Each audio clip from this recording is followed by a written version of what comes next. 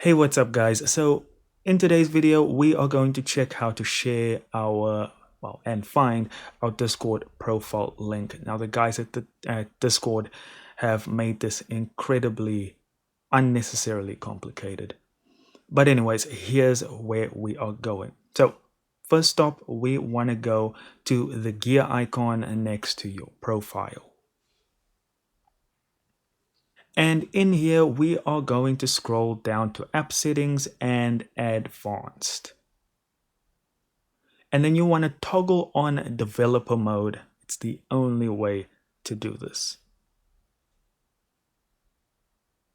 Now you can close out of here. And then we're going to go back to the gear icon. And here we're going to click on the three dots next to my name. And we're going to say copy user ID. Okay. Now we want to take this information and paste it on a notepad. We are going to add a few more lines to it. So just paste it right here. And then we are going to paste this in front of it. So we are essentially making our own link.